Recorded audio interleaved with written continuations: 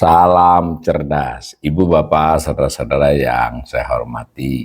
Sesi komentar berita kanal Awali Rizki kali ini menyoroti berita terkait pendapat ex-Menteri Keuangan ya.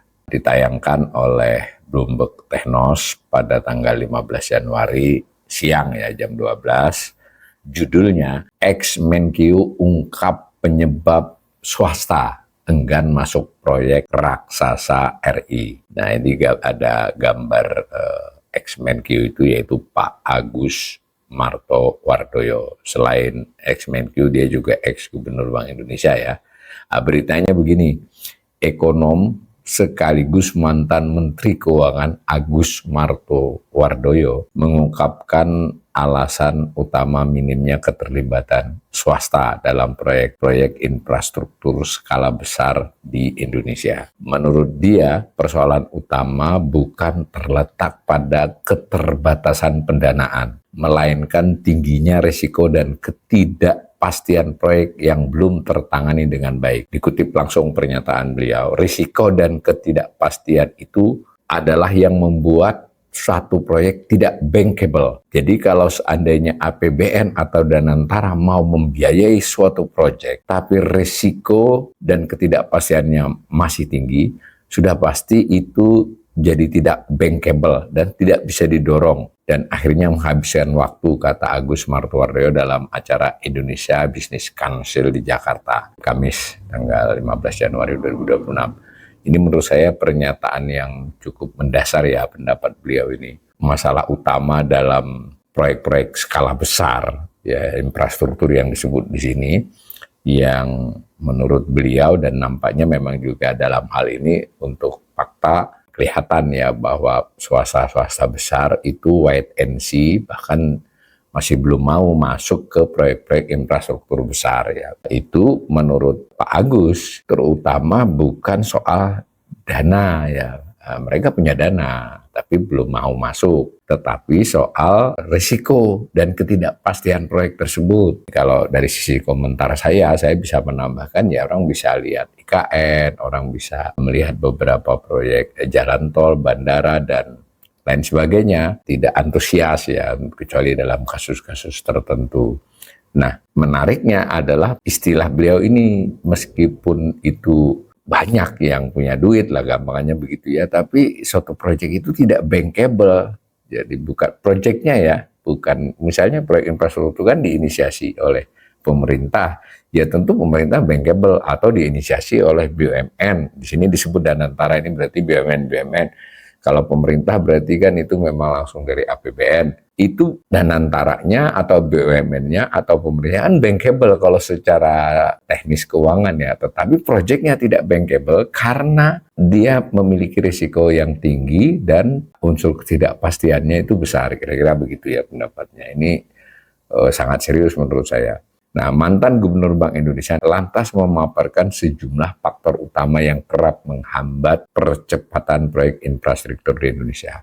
Pertama adalah kesiapan proyek readiness ya, khususnya pada tahap persiapan. Masalah perizinan yang belum tuntas dan pembebasan lahan yang berlarut-larut menjadi kendala klasik. Ini tadi meningkatkan risiko dan ketidakpastiannya. Selain itu, risiko permintaan, demand risk, ini juga seringkali belum dikaji secara matang. Menurut Agus, banyak proyek besar dirancang tanpa kepastian proyeksi penggunaan, seperti penumpang kereta api, ya ini berarti WOS ya, atau volume lalu lintas yang akan memanfaatkan infrastruktur tersebut. Nah ini mungkin dimaksud beliau kembali soal kereta ya, tapi ini juga bisa untuk jalan tol di beberapa wilayah ya.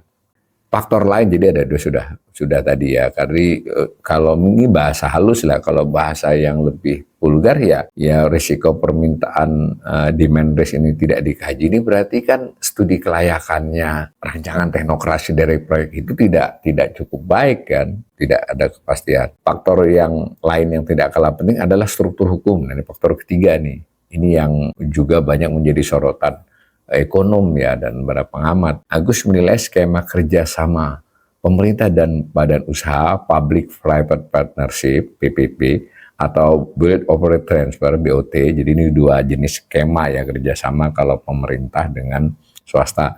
harus mengikuti praktek terbaik internasional, best practice ya.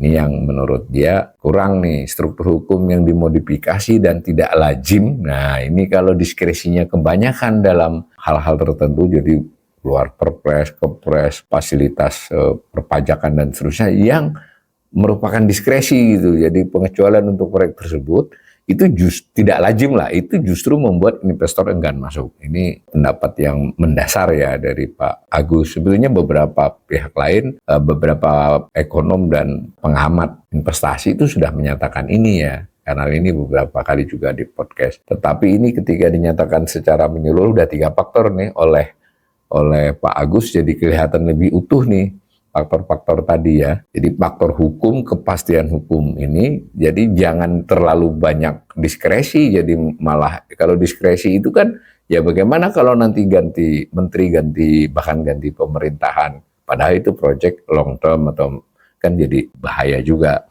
Belum lagi ya kepastian hukum ini kan juga gitu, diskresi nanti jadi temuan yang pertama disasar, ya si pejabat bersangkutan, tapi di mana-mana kalau kasus terkait dengan proyek besar, nggak harus besar banget sebenarnya, misalnya dilakukan oleh BUMN tadi atau dilakukan oleh pejabat pemerintah, itu yang swasta si rekanannya kena juga. Nah, ini kan jadi makin menambah suasana ketidakpastian itu. Tambah lagi nih, terus di Indonesia yang khas struktur hukumnya tidak jelas atau tidak sesuai best practice. Ya, jelasnya, ia juga menyoroti tambahan lagi nih, nomor 4, lemahnya kepastian pembayaran dalam sejumlah proyek. Menurutnya, proyek yang sudah berjalan sekalipun tetap berisiko jika skema pembayaran tidak jelas dan tidak terjamin. Ya, ini kan berkaitan satu dengan yang lain, dan jangan lupa faktor ruang fiskal, prosedur belanja dari pemerintah kan tidak cukup meyakinkan belakangan ini. Kalaupun dia BUMN juga sama, ketika arus kas BUMN tersebut banyak bergantung pada proyek pemerintah, jadi sama saja. Jadi ketika pemerintah pasti dalam pembayarannya, ya rekanannya si BUMN tersebut juga ikutan kan begitu. Dan dalam hal ini yang dibicarakan proyek besar ya, kita yang kecil-kecil saya kira sudah jadi pengetahuan umum ini belakangan ini, dalam hal pembayaran ini banyak yang mengeluhkan. Nah, saya baca lagi dalam konteks ini, konteks pembayaran tadi, Agus menekankan peran APBN dan Danantara seharusnya difokuskan sebagai katalis. Nah, ini sebetulnya kunci dari seluruh beliau dari argumen-argumen tadi ya.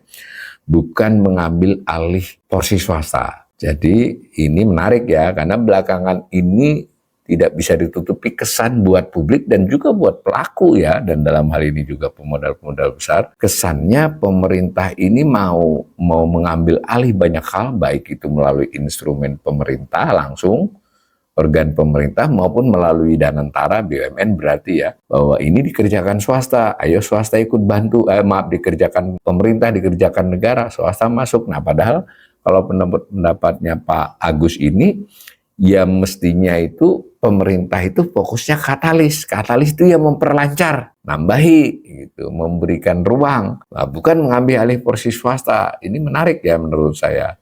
Jadi Pak Agus ini tegas ini, dia lebih tanda petik lebih pro market, pro pasar, karena itu akan lebih efisien dan lebih memungkinkan untuk sumber daya yang lebih luas.